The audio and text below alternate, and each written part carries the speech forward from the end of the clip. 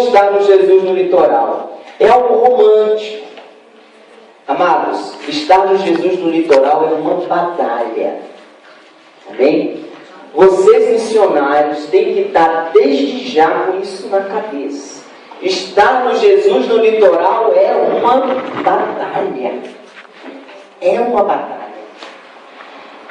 Nessa semana onde vocês estarão nas praias, tem um projeto, né, que é determinados bairros, não é isso? Ainda está sendo seguido.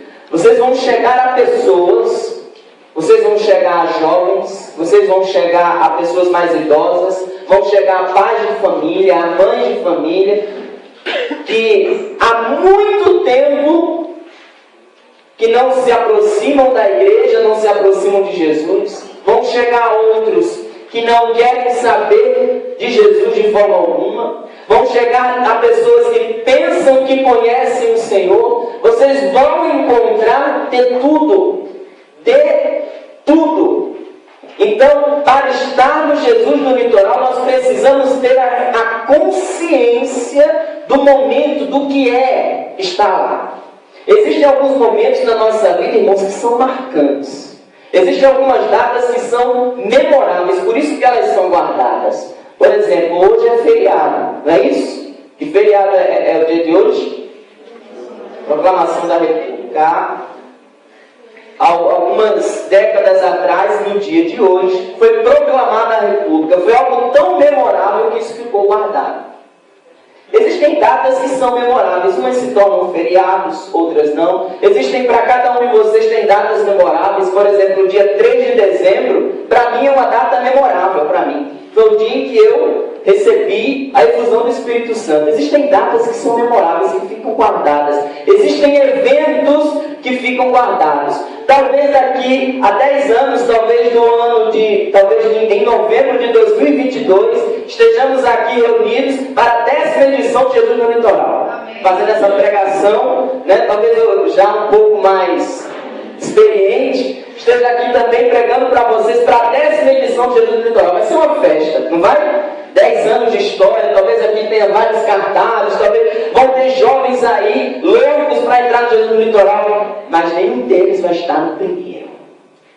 Estar no primeiro Jesus no litoral, chega a me arrepiar. Estar no primeiro Jesus no litoral vai ser algo memorável, com todos os seus erros e acertos, com todos os problemas que vão aparecer, porque é a primeira vez, amém? Algumas coisas que não estamos acostumados a fazer, vamos aprender fazendo.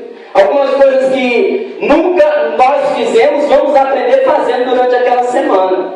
Mas, enfim, vai ser o primeiro, vai ser um marco, vai ser algo memorável, vai ser algo que daqui a 10, 20, 30 anos você vai olhar para trás e vai dizer, eu estive lá. Vai ser uma coisa que você vai contar para os seus filhos e para os seus netos. Vai ser algo que vai estar marcado na tua mente para o resto da tua vida. Eu digo, você vai lembrar do olhar de cada pessoa que você parar, para naqueles 3 minutos de evangelização, porque nós vamos pregar, fazer um seminário de vida do Espírito Santo com cada pessoa em 3 minutos. A proposta não é essa?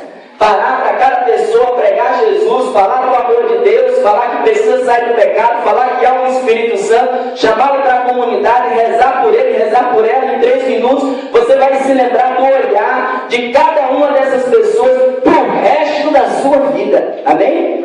Vai se lembrar. Então tem que ser algo que você tem que se preparar. O Jesus no litoral não vai ser apenas na última semana de janeiro. Ele já começou.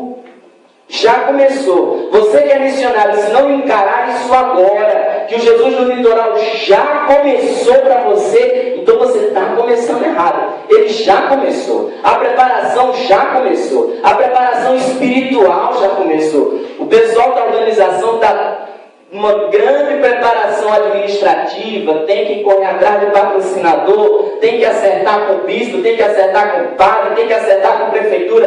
É uma organização administrativa do encontro, mas a organização espiritual da tua vida já tem que ter começado por esse momento. Você não pode esperar qual dia, Bruno, que começa mesmo? Dia 21, você não pode esperar chegar o dia 21 de janeiro para dizer, começou Jesus no litoral. Não, ele já começou hoje. Você já tem que começar a respirar Jesus no litoral hoje. Você já tem que começar a levar a sua vida como quem já está em missão de Jesus no litoral hoje. Amém? Porque nós precisamos chegar nessa semana, precisamos chegar no dia 21 de janeiro, tão cheios de Deus, tão cheios que nós consigamos evangelizar apenas no olhar. Apenas no olhar. Se precisar, a gente fala alguma coisa. Amém? Mas apenas no olhar. Tem uma passagem da vida de Madre Teresa que eu acho maravilhosa. Vocês sabem que Madre Teresa de Calcutá tem um trabalho grande de caridade no mundo inteiro, mas ela começou na Índia. E na capital, qual é o nome? Quem lembra? Calcutá. Começou em Calcutá. E ela começou a trazer aqueles doentes, aqueles leprosos, aquelas pessoas que morriam no meio da rua, os pobres, os mais pobres, esses que ela trazia para dentro. E conta a história que um determinado homem, assim, muito maltratado pela vida, já nas últimas, trouxeram, ele não queria ir para o hospital dela, e levaram, não era nem um hospital à época, as pessoas ficavam no chão, ainda não tinham cuidado, e traziam. Na verdade, ela não queria, o desejo de Madre Teresa não era que aquelas pessoas ficassem curadas, não era o desejo primeiro, é que elas tivessem uma morte digna, é que elas morressem sendo amadas. E eles trouxeram esse senhor, e ele muito alterado, porque no final da vida, sendo cuidado por mulheres, era um hindu, né? Era altamente preconceituoso, sendo cuidado por mulheres católicas, né? E levaram, e esse homem praguejava, porque estava muito machucado, e as dores da lepra, né, da doença que ele estavam consumindo, e também praguejava por estar ali naquela situação, sendo cuidado, sendo limpado por mulheres. E diz que na hora quase nas agonias finais da morte dele, Madre Teresa pediu um livro, né? E ele disse que não queria oração, essa oração estrangeira, não queria essa oração estrangeira. E Madre Teresa pegou um livro hindu, um livro da religião dele, abriu e começou a ler para ele, da religião dele, e lia para ele. E aquele homem foi se acalmando. E no final, ele olhou para Madre Teresa, as últimas palavras antes dele dar o último suspiro e morrer, diz assim: eu não imaginei que encontraria Deus nos olhos de uma mulher. Respirou e morreu. Irmãos, nós precisamos ter Deus no nosso olhar. Amém? Eu digo assim, que muito mais do que as palavras que nós vamos levar àquelas pessoas. Eu sei que vocês vão ter todo um treinamento, não sei se já começaram, mas tem um treinamento anterior também, na semana, de abordagem, de como chegar, até de como se vestir. Vocês vão ter todo esse treinamento. Mas, se não tivermos Deus no nosso olhar, se na hora em que olharmos para aquela pessoa não tiver uma experiência de Deus já no nosso olhar, todo o treinamento, preparação, planejamento vai dar errado. É por isso que você precisa já começar a viver Jesus no litoral hoje. Nós não temos dimensão de quantas vidas serão salvas pelas nossas palavras. De quantos jovens serão salvos pelas palavras que vão sair da sua boca. De quantas famílias serão reconstruídas. De quantos pais de família serão reconstruídos. De quantos homens terão sua dignidade trazida de volta. De quantas mulheres terão sua dignidade. De quantos idosos terão sua dignidade. Quando um jovem desse como vocês chegar nessa pessoa e pregar. Porque nós vamos sair naquela semana com a sublime missão de pregar o Evangelho. Com a sublime missão de pregar o Evangelho. E você, missionário, nessa semana você não vai ter outro trabalho. Quando a gente está no nosso grupo de oração, a gente tem um ministério. A gente vai pregar, uns se preparam para dançar, outros se preparam para tocar.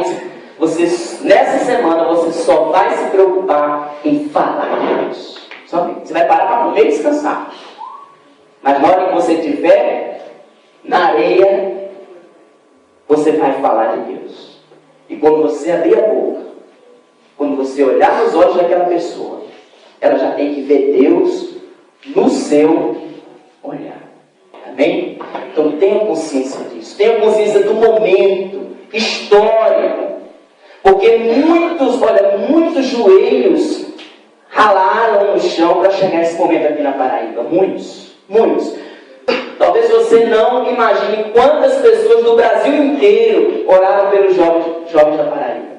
Há toda uma história de oração por esse estado. Há toda uma história de anos de oração por esse estado. Eu estive lá no momento, acho que eu já contei algumas vezes, eu estive no momento em que eu entrei na reunião do Ministério Jovem e que eu me apresentei Felipe, da Paraíba, e que os irmãos do Brasil inteiro pularam. Glória a Deus, glória a Deus. Anos após anos oramos para que a Paraíba se levantasse. Então você é fruto de oração de muita gente do Brasil inteiro, de jovens do Brasil inteiro. Nós não podemos decepcionar esse povo. Amém? Eu tenho algo no meu coração, assim, como que uma emoção, que esse Jesus no litoral fará história para as próprias pessoas que fazem Jesus no litoral há anos. Eu não tenho dúvida.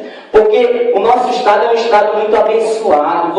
Os que já tiveram chance de ir para encontros fora, como na Tiara, os meninos já tiveram encontros, sabem que às vezes nós somos poucos, mas que existe alguma coisa no nosso meio que faz com que aqueles irmãos vejam em nós algo diferente. É verdade ou não é?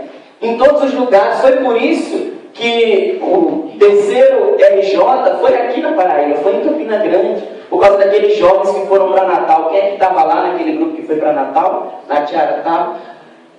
Porque nós fomos para lá e conseguiram ver em nós algo diferente. Eu tenho certeza absoluta que os irmãos que virão dar formação para vocês, os irmãos do Ceará, que virão para cá dar formação para vocês, verão nos jovens da Paraíba, e verão nessa semana algo que eles não viram ainda em lugar nenhum. Sabe por quê, irmãos? Porque nós somos chamados a ser sentinelas. Amém? E se o sentinela é aquele que anuncia a chegada do sol, como não será o Jesus no litoral, na terra onde o sol nasce primeiro? Amém? Se nós somos chamados, se nós somos sentinelas, e nós somos chamados a anunciar Jesus, que é o sol da justiça, que bênção não será derramada sobre esse estado, sobre essa cidade, quando aconteceu o primeiro Jesus no litoral, aqui onde o sol chega primeiro. Eu tenho certeza absoluta que será para a renovação carismática, não só para o Ministério Jovem, mas para a renovação carismática da Arquidiocese, antes de Jesus no litoral e pós Jesus no litoral. Vai ter um marco. De janeiro de 2013, algo grande acontecendo aqui nas areias de Tambaú, nas areias do Cabo Branco. Algo memorável, algo que vai ficar na história da igreja da Paraíba. A gente conversava ali fora e na Tiara me dizia: olha, talvez a igreja ainda não tenha dimensão do que é Jesus no litoral. A própria igreja nossa aqui da Paraíba, talvez ainda não tenha dimensão. Eu vejo na Tiara que nós precisamos mostrar essa dimensão para eles. Mostrar que nós temos jovens que querem falar de Deus. Nós temos jovens que querem falar de Jesus. E têm o que falar. Amém? Porque nós não vamos levar qualquer coisa. Nós não vamos levar um roteiro. Embora vocês recebam um roteiro, nós não vamos levar só isso. Nós vamos levar uma experiência. Para aquelas pessoas nós vamos levar uma experiência. Nós vamos levar uma experiência do amor de Deus. Nós vamos levar uma experiência que transforma. Nós vamos levar uma experiência que psicólogo algum pode levar. Nós vamos levar alguém. Nós vamos levar Jesus. Nós vamos levar o poder do Espírito Santo. Nós vamos levar uma experiência pela qual nós passamos. Nós vamos falar de uma mudança de vida pela qual nós passamos. É por isso que ao pregarmos o Jesus no litoral, nós precisamos olhar nos olhos das pessoas e eles precisam ver nos nossos olhos a verdade da nossa vida. Amém? Precisam ver nos nossos olhos a verdade da nossa vida. Por isso, amados, deixemos que a consciência dessa missão que o Senhor nos confia, porque é uma missão. Você não vai à descoberta, não. Você vai com um mandato. Você não vai como qualquer um, não. Você vai com uma procuração na mão. Você vai falar em nome de Jesus. Quando você parar eu não sei, talvez você chegue em uma pessoa que esteja sozinha, talvez você chegue numa família, talvez você chegue num casal de namorado. Quando você chegar ali, não é uma jovenzinha, não é um jovenzinho que está chegando ali, não. Você está chegando ali como um arauto. Você está chegando ali como alguém que carrega uma palavra. Você está chegando ali como alguém que carrega uma espada. Na hora que você abrir a boca, você tem que saber que essa espada está entrando no coração daquela pessoa. Talvez a incredulidade dos olhos dela, talvez talvez um sorriso nos lábios dela que seja meu de descontentamento. Não desista. Continue a falar, porque a espada da palavra de Deus está entrando e vai tocar. Porque a palavra não volta sem deixar um sinal. Não volta. Não volta. Eu penso quantos irmãos, talvez naquele momento que você falar, talvez eles não sintam nada. Mas à noite, talvez no dia seguinte na praia, vejam vocês abordando outras pessoas e vão ser tocados. Por isso tenha certeza absoluta que em todas as pessoas que você passar, todas as pessoas que você abordar, todas serão marcadas com o selo da palavra de Deus. Todas. E quando você sai de uma dupla, ou você sai de uma pessoa, você, poxa, parece que essa pessoa não sentiu nada. Sentiu. Não desanime e não duvide da palavra de Deus. Não desanime e não duvide da palavra de Deus. Porque ela é uma espada, irmão, de dois gumes. Ela corta na entrada e corta na saída. Amém? Amém? Vai ficar um sinal, vai ficar alguma coisa. Vai. O Senhor não colocou no coração de Cleodé, porque aqui eu quero, em nome de Jesus, dar a César o que é de César. O grande levante, a pessoa que realmente vamos fazer, voltou do encontro nacional, com a equipe nacional, foi Cleodé. O Senhor não colocou esse desejo de fazer o Jesus no litoral no coração de Cleodé à toa, não foi. Não foi só para se cansar, não foi para se estressar. Só Deus sabe quando a gente se cansa no encontro como esse. Nos cansamos no encontro de 2 dias, você imagina no encontro de uma semana. Não é verdade?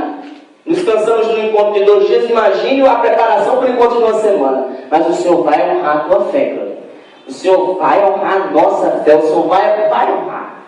Vai honrar. É por isso que desde já eu, Felipe, e você, missionário, nós precisamos estar em estado de Jesus no litoral. Já começou.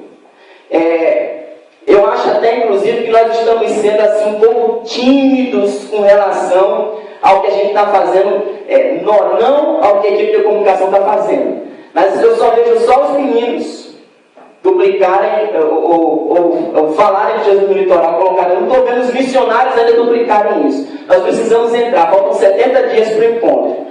Tem que ser 70 dias onde as nossas entradas no Facebook, nos Twitters da vida sejam para isso, seja para repassar essa história, seja para repassar essa ideia. Nós temos que fazer com que não só a renovação carismática, mas na igreja, principalmente na arquidiocese, espere esse momento.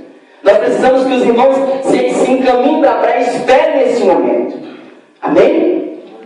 Amados, eu queria que você abrisse a sua Bíblia.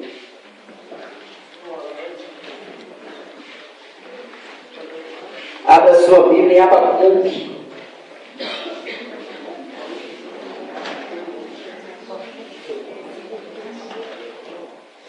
Abacuque 2, 1.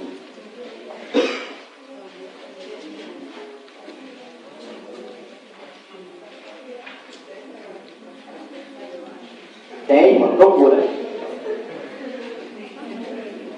Tem, procura que tem.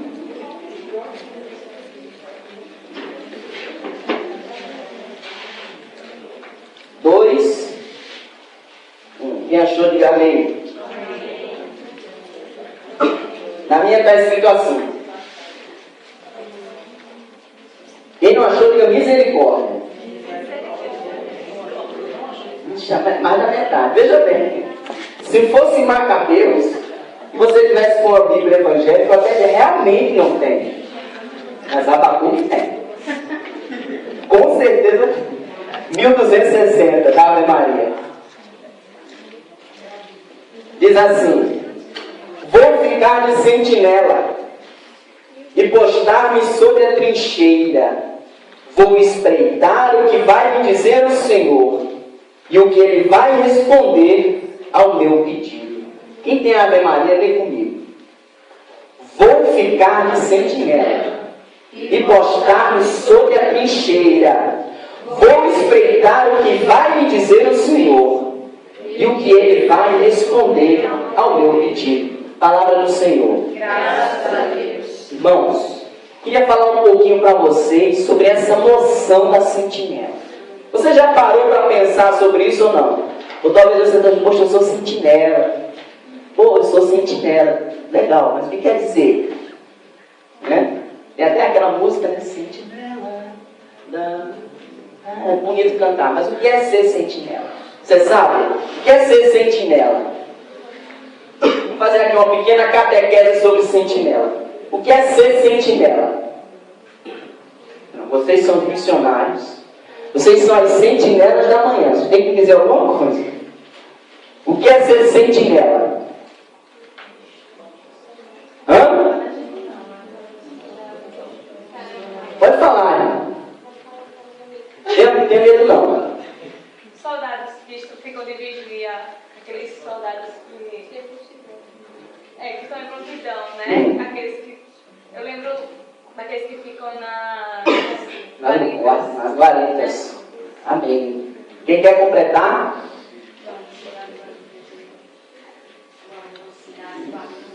Guardam as cidades, guardam o tesouro. Sentinela? Mais alguém? Amados, se você pegar e fazer uma pesquisa na Bíblia sobre os sentinelas, você vai ver que é isso mesmo. São aquelas pessoas que são escolhidas no meio do povo para estarem de prontidão. De prontidão.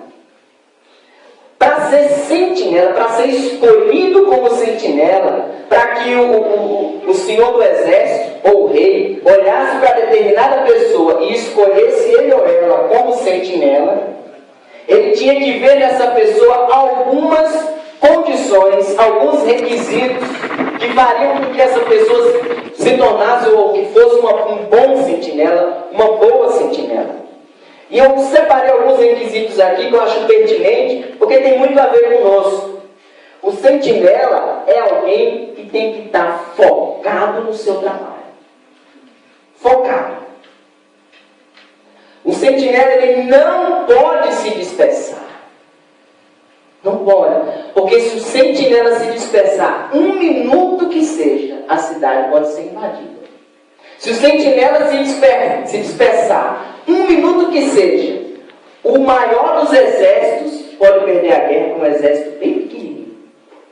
Então, estar sob a trincheira, estar de prontidão, estar na guarita, estar em locais estratégicos, porque o sentinela, ele anuncia aqueles que estão chegando. Se você abrir a Bíblia e for procurar os sentinelas, eles anunciam tanto os bons como os ruins. E o mau sentinela, o que faz? Alguém aqui assistiu? Alguém aqui assistiu o Rei Leão 3? Sim ou não?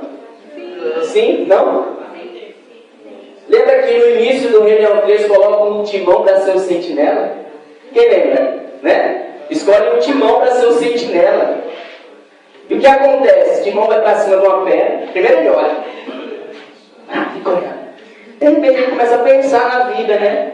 A lesar, como a gente fala aqui no Nordeste. Começa a lesar para lá. E as hienas vão chegando. E o timão começa a dançar. E as hienas vão chegando. Quando pensa que não, o timão está pendurado, no fantástico mundo dele, né? Quando as hienas chegam, né? E destroem tudo, os túneis, é um sentinela disperso. Então, aquele que é disperso, ou aquele que está disperso, cuide de acordar. Amém? Porque o sentinela tem que estar focado. Porque ser sentinela é uma honra. Porque o sentinela era um dos poucos que conseguia chegar bem próximo do general. O sentinela, em momentos de muita dificuldade, ele podia passar direto e ir acordar o general. Acorda, o exército está chegando. Nem todo mundo chegava perto do general. Nem todo bom soldado chegava próximo do general. Mas o sentinela, ele corria, ele chegava próximo. Ele podia acordar o rei, se precisasse. Vamos se levantar, majestade, vamos se levantar, eles estão chegando. Então o sentinela tem que estar focado na sua missão, sem desatenção e sem dispersão. O sentinela, o bom sentinela, ele não pode ser desleixado com os seus instrumentos de trabalho. Uma das coisas que o sentinela sempre tem à mão, o sentinela bíblico, é uma trombeta. Justamente porque lá longe está chegando o inimigo, ele já avisa. E ele tem um toque certo que avisa o outro. Avisa o outro, às vezes ele está bem longe. E ele toca aquele toque, e o da frente toca também, o da frente toca também, até conseguir chegar na cidade. Então o sentinela, ele tem que... Já imaginou o sentinela sem a sua trombeta? De que vai valer? O sentinela está a 10 quilômetros da cidade. É o primeiro sentinela. Sem a trombeta. Como é que ele vai avisar o camarada que está a 8 quilômetros? Ele esqueceu a trombeta. Ou então a trombeta está suja. Ou então a trombeta está desafinada. O bom sentinela, ele não pode descuidar das suas armas. Acho que há uns 5 anos atrás, parece que foi ali, próximo ao aeroporto, não tem ali uma vila militar? Né? Se eu não me engano, um rapaz que estava de sentinela, ele de madrugada, vinha um senhor passando de bicicleta, e ele levantou o rifle, pediu para o camarada parar. Ele levantou o rifle, porque ele levantou o rifle disparou e matou o rapaz que vinha, só passando, parece que estava meio bêbado, porque aquela arma dele estava mal cuidada. Depois na perícia viram que a arma não tinha sido limpa, uma coisa assim, não tinha passado por uma inspeção. Ele não cuidou bem da sua arma e acabou matando uma pessoa. Quais são as nossas armas, irmãos? Qual é a tua arma, missionário? Quero lembrar para vocês aqui do amigo de Deus. Se você é um missionário, se você é alguém que vai encarar um Jesus no litoral, se você é alguém que pensa que vai encarar um Jesus no litoral, e não tem sido fiel no teu jejum, não tem sido fiel no teu texto, não tem sido fiel na adoração, não tem sido fiel na lectio divina, não tem sido fiel na adoração, se você é aquele que tem preguiça de ir à missa, se você é aquele que vai na missa do sábado à noite para estar liberado no domingo, olha, alguma coisa está errada, amém? Você não está cuidando bem das suas armas, porque as nossas armas são essas. Essas são as nossas armas. É o texto na mão, é a Bíblia na mão, é a confissão, é a Eucaristia. Essas são as nossas armas. Se você tem vacilado nas suas armas, olha, talvez quando você vai pegar alguém do Jesus no litoral para evangelizar, se for um espírito, ele dá um banho em você. Que é um povo inteligente. Difícil ter um espírito que não seja lido, que não saiba do que está falando. Se pegar um evangélico daqueles, protestando aqueles bem morria, ele trucida você. Então você tem que chegar com autoridade espiritual. Amém? Porque o que vai fazer com que a tua missão seja frutuosa é a autoridade espiritual. Não é chegar lá, olha, aceite não. Aceite Jesus.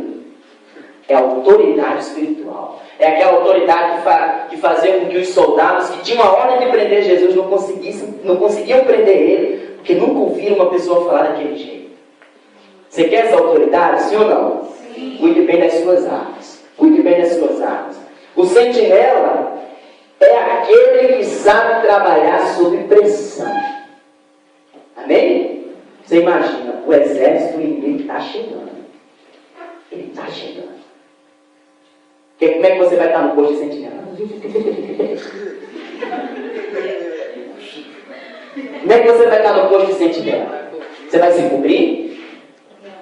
Você vai se abaixar? Você vai cobrir assim, ninguém está me vendo.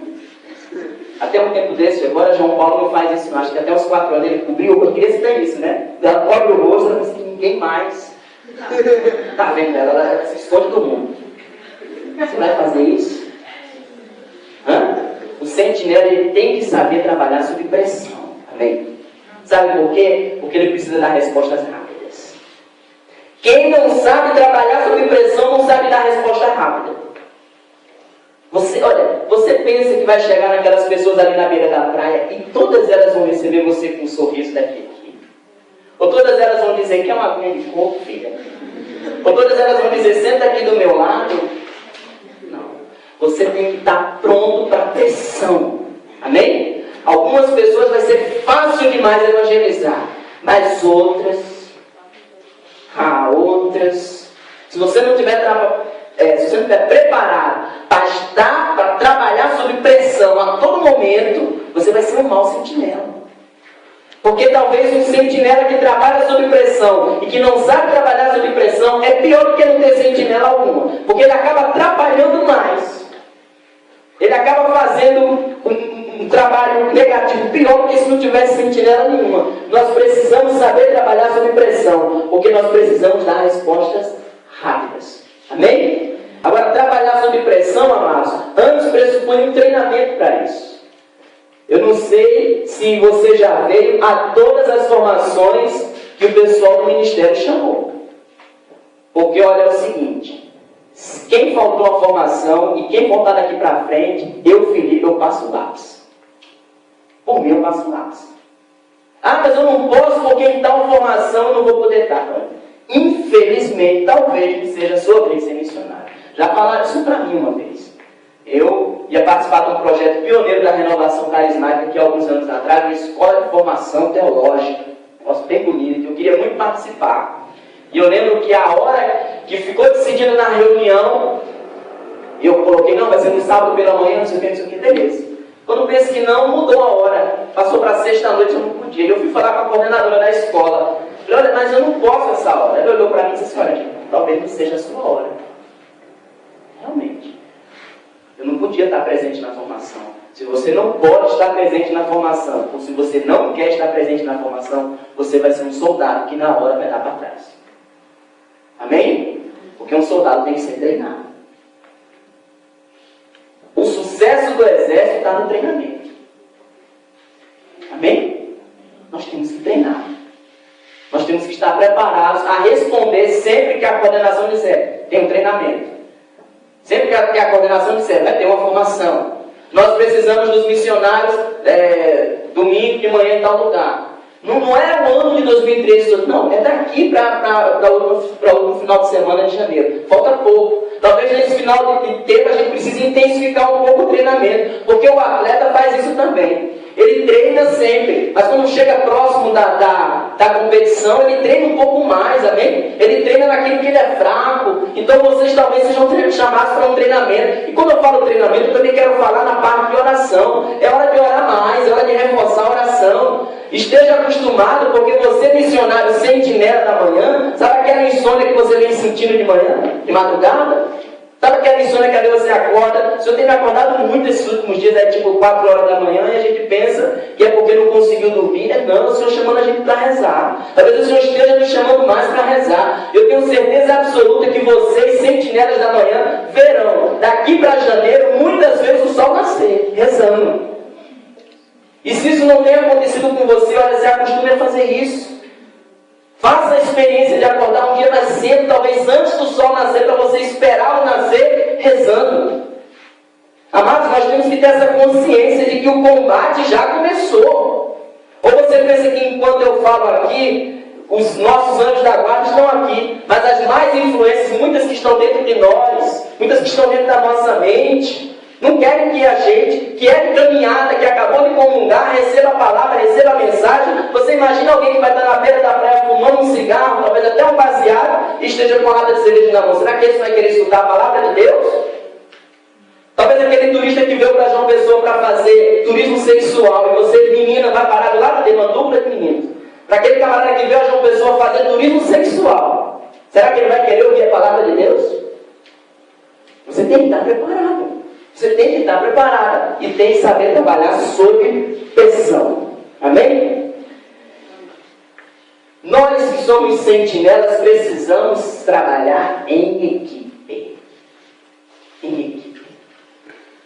A gente que eu já tive a chance de fazer muitas evangelizações, não no estilo Jesus no litoral, nem se vocês vão fazer, mas em casas. Né? E vai de 2 em 2, em dupla, como vocês também vão. Tem também todo um script, né? Como vocês vão ter também para fazer.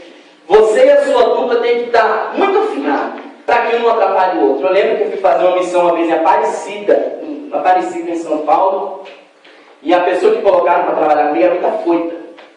E a gente perdeu alguns momentos de evangelização porque ela era muito afoita, né? Ela se atropelava nas palavras. Né? Então era que a pessoa que estava escutando ficava um pouco assustada. Então era que a ovelhinha estava quase entrando no redil, mas ela acabava afugentando a ovelha.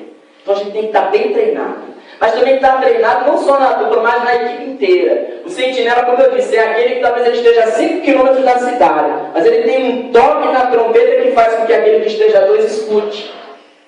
Então o que toca tem que tocar bem, o que escuta tem que escutar bem para poder passar. Porque se o sentinela não estiver bem treinado, irmãos, pode ser que a cidade seja invadida. Amém? Então a gente tem que estar bem treinado, bem preparado. Saber trabalhar em grupo, saber trabalhar com as diferenças. Nós somos aqui, eu sou ruim de contar assim por cima. Quantos tem aqui? 50? Mas lá naquele final de semana seremos algo em torno aí de 150, 200. A gente vai ter que saber trabalhar com todo mundo, amém? Porque vocês não vão passar só um dia, não. Vão passar 7 dias. Não é fácil, não é? Quem é sentinela precisa conhecer bem o terreno que foi colocado para vigiar. Conhecer bem.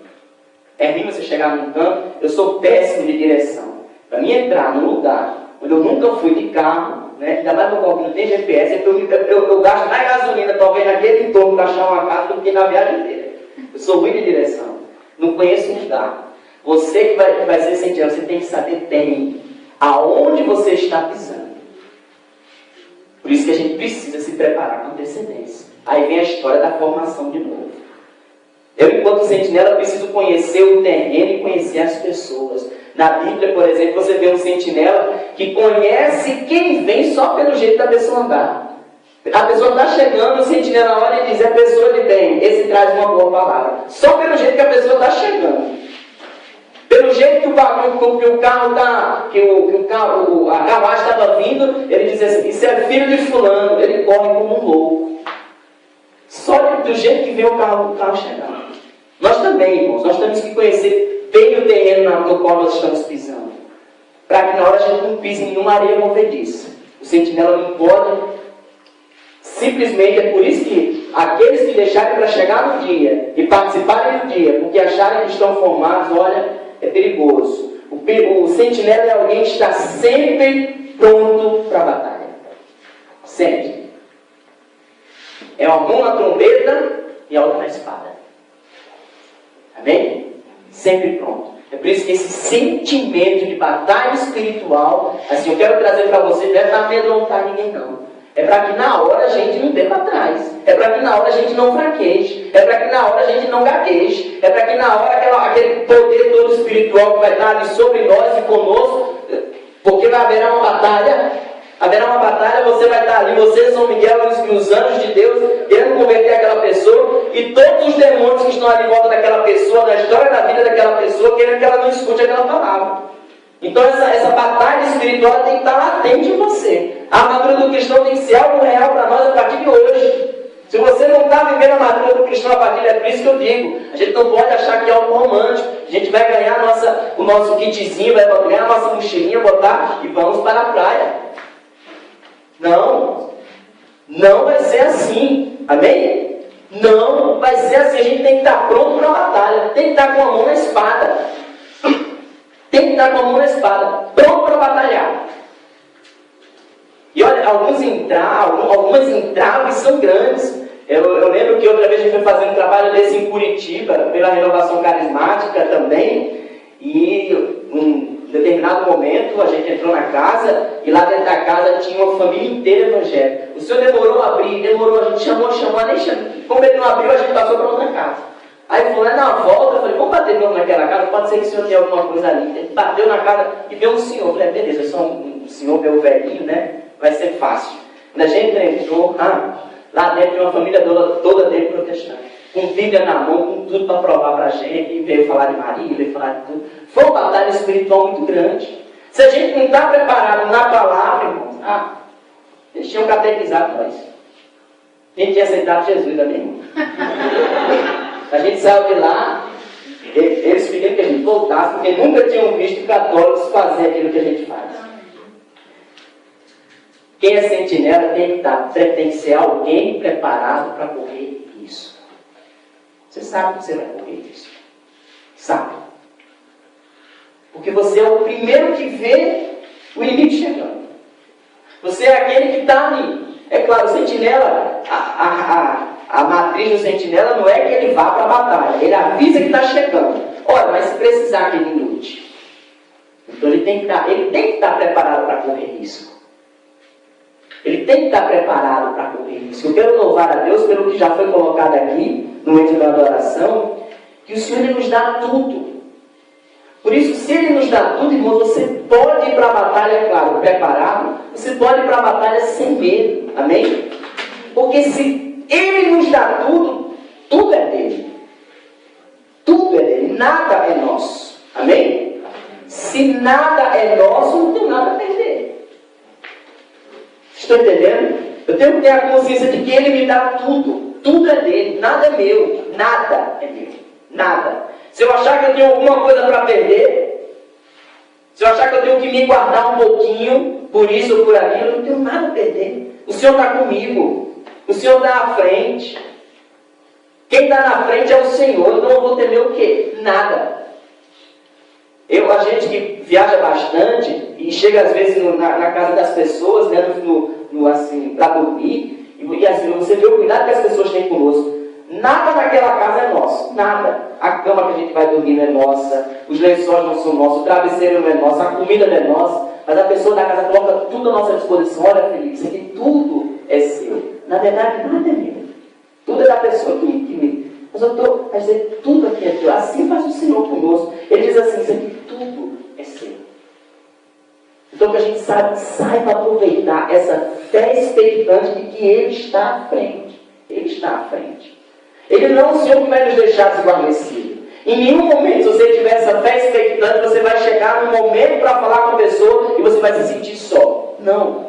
Porque Ele está no comando. Amém? Eu não estou só. E eu não preciso guardar nada para mim. É por isso que eu tenho que dar tudo. Eu não sei com quantas pessoas você vai falar durante essa semana. Bota aí uma média aí de 10 pessoas por dia, durante 5 dias. Você vai falar com quantas pessoas? 50. Não é isso? Você tem que falar uma como se fosse a única. Você tem que dar tudo para aquela pessoa, tudo. Não pode sobrar nada para você. Não, eu estou aqui treinando, vou me esquentar com essa menina aqui, mas realmente quando eu chegar na quarta ou na quinta, aí talvez eu faça o que eu tenho que fazer. Não. Você tem que dar tudo aqui na primeira. Aqui. Você não pode guardar nada para você. Você tem que chegar no final do dia para dormir esgotado. O santo cansaço, esgotado. Dormir bem, o Senhor refaz as tuas forças à noite, você de manhã levanta para mais um dia de evangelização. Engraçado, a gente se cansa com tanta coisa, né? Hoje eu acordei bem cedo, fui marcar uma consulta para minha mãe, passei o dia todo acordado. A gente se cansa com tanta coisa, trabalho e tal. Mas a gente se cansar de tanto pregar a palavra de Deus. A gente tem que estar esgotado. Estou cansado, estou morto de tanto pregar a palavra de Deus. Mas no outro dia você acorda, você se levanta, você respira. Mais um dia de palavra de Deus. Mais um dia de salvação. Mais um dia onde as almas vão escutar, onde as almas vão gritar quando ouvir a palavra de Deus. Irmãos, é assim que a gente tem que chegar para cada pessoa daquela. E não guardar nada. Não vá treinando, não lá pelo terceiro dia eu vou estar afiada. Eu falando e a pessoa achando da canta. Não. Tem que ser no primeiro dia. Já na primeira experiência. Eu quero dizer para você que tem medo de chegar nas pessoas para falar. Não tenha medo de falar daquilo que queima no teu coração. Não tenha medo de falar de Jesus Cristo. Talvez tenha alguns de nós aqui que pensem assim, poxa, eu vou pregar com ela é pregadora, eu vou estar lá, deixa só ela falar. Não, tem a experiência de você abrir a boca e você falar de Jesus Cristo. Falar da tua experiência, falar que Ele mudou a tua vida, falar que você era uma porcaria antes de conhecer Ele, falar que você não valia nada, falar que a tua vida era uma vida fútil. A minha era uma vida fútil. Eu imagino que a vida daqueles que não conheciam Jesus antes também devia ser assim, uma vida fútil, uma vida vazia, uma vida sem nada. Mas depois que eu conheci Jesus Cristo, Ele mudou a minha vida, Ele transformou a minha história. É com isso, é com esse fogo no olhar, irmãos, que a gente tem que chegar. E olha, vidas serão transformadas, vidas serão mudadas. Se nós não vamos guardar nada para a gente, se nós não vamos guardar nada para nós, a gente precisa perder o medo de perder o que você acha que tem. Porque nós ainda temos medo de nos entregar a Jesus o quanto Ele merece receber. A nossa missão será frutuosa, já foi dito aqui na frente também. A nossa missão será frutuosa o tanto que nós nos entregarmos. Você quer mais fruto na sua missão? Se entregue mais. Para encerrar, eu queria lembrar aqui uma palavra que a Ayrton, quem esteve no congresso, uma palavra que eu gosto muito, quem esteve no congresso domingo veio ele pregar. E eu estava ali do lado dele, E ele saiu porque a sogra dele estava muito doente. Para quem não sabe, a sogra dele realmente faleceu na segunda pela manhã. 5 horas da manhã ela faleceu. E aquele homem falava e as lágrimas caíam. Não sei se quem estava mais longe conseguia ver isso, né? Mas as lágrimas dele caíam. Caíam quando ele falava. Ele trazia uma palavra que estava, você não precisa abrir não, mas eram as últimas palavras do segundo livro de Samuel. Era a última historinha do último livro do segundo livro de Samuel, profeta Samuel. E traz uma palavra que eu oro muito com essa palavra. Para encerrar, eu queria trazer essa palavra aqui para vocês. Não precisa ver, eu vou contar. Davi, já bem velhinho, porque a Bíblia, todo o Antigo Testamento, acontecia alguma coisa, eles erguiam um altar para o Senhor. Aqui vencemos uma batalha, levantavam um altar. Aqui Deus esteve comigo, se levantava um altar. Aqui nós perdemos e sofremos uma derrota, levantava um altar para lembrar da derrota, para lembrar da vitória, para celebrar. Então, até hoje, quem já foi na terra de Israel diz que você passando no deserto, você ainda vê os restos dos altares, os montes, e ali em cima daquele altar eles sacrificavam. E nesse momento Israel passava por uma peste, por uma doença muito grande na população. E Davi queria levantar um altar para sacrificar o Senhor, para livrar o povo da sua peste. Ele foi procurar um determinado local, que agora não me lembro. E quando ele chegou nesse local, imagina um sítio aí, pequenininho, e disse assim, disse para o dono, aqui eu vou levantar um altar para o Senhor. E o dono, Ornã, não é isso? É o local ou é o nome do dono? É o local. Chegou em Ornã, aqui eu vou levantar um altar. Poxa, o rei chegou no meu sítio. Foi o rei que chegou. Então, Ornã, o que ele fez? Ornã, não, qual é o nome do abençoado? Diz alto, pode. Gado? Gado. E Gado disse o seguinte, não, senhora, então tudo bem. A terra está aqui, os bois estão aqui, a madeira está aqui, está tudo, eu dou tudo ao Senhor. Aí, Davi, não, eu quero lhe pagar o justo preço, porque eu não vou oferecer a Deus um sacrifício que não me custe nada. Gente, isso é lindo demais. Eu não vou oferecer a Deus um sacrifício que não me custe nada. Irmãos, para servir a Deus a gente tem que dar tudo. Eu não sei o que é que você ainda guarda com o seu no seu coração. Eu não sei quais são as coisas que ainda nos prendem. Sabe aqueles sonhos? Eu, Felipe, tenho muitos sonhos. Eu sei que você também tem. Tenho sonhos para a minha vida. Tenho sonhos para os meus filhos. Eu tenho sonhos para a minha esposa. Eu tenho sonhos para a minha profissão. Eu penso em mudar de profissão quando eu terminar meu curso universitário. Deixa eu contar para vocês uma experiência que eu vivi agora no ENF, no congresso. Fui para o congresso assim, com muitas dúvidas na minha cabeça com relação à minha vida. Agora, enquanto lá nesse congresso que nós fomos, fui com muita dúvida na minha cabeça com relação à minha vida, com relação ao meu futuro, com o que eu ia fazer na igreja, na renovação, no meu trabalho. Eu fui cheio de dúvidas para lá. E num determinado momento que houve do encontro, assim, Deus me curou, mas me curou muito, muito, muito, muito. E Deus me mostrou que eu estava guardando muita coisa para mim. Meu trabalho, minha universidade, minha família. São coisas que eu não queria perder de jeito nenhum. São coisas que, olha, Senhor, eu faço tudo, mas no meu trabalho não me deixa não. Senhor, me entrega, eu faço o que o Senhor quiser. Senhor, mas na minha universidade, Senhor, não mexe não. Senhor, eu faço tudo, olha, mas na minha família, Senhor, não toca. E o Senhor, naquele encontro, Ele disse que eu não podia oferecer um sacrifício que não me custasse nada. Você tem algum apego ainda? Eu não sei qual é o teu apego, mas todo mundo tem algum. Eu voltei tão curado que eu vou dizer, Senhor, faz o que tu quiser. Se amanhã tu disser assim, tu não vou mais trabalhar, tu não vai mais para aquele banco trabalhar. Se ele disser assim, olha, tu não vai mais nessa universidade, tu não vai. Olha, o que ele disser, o que ele disser. Né? O que ele disser. Para mim, eu estou disposto a fazer. Sabe por quê, irmãos? Porque nada é meu. Tudo eu entreguei para ele naquele dia. Tudo. Ainda tinha umas coisinhas que estavam assim no meu bolso. Tudo eu entreguei para ele. Eu sei que para você, jovem, é difícil. Mas agora para nós, velho, também é difícil. A gente vai ficando mais maduro, a gente vai, sabe, algumas coisas que a gente vai construindo, né, Claudete? A gente vai achando precioso, a gente vai guardando. Eu queria convidar você, jovem, a ficar de pé nesse momento. Ornai a pessoa, né? E a terra é gado, é isso? Não, o gado foi falar que dava inicialmente Ornai a pessoa, né? Mas gado também é uma pessoa do Queria convidar você, jovem, a ficar de pé. Eu não sei o que nós precisamos entregar a Deus hoje. Não sei. Eu não sei o que é que pode. E olha,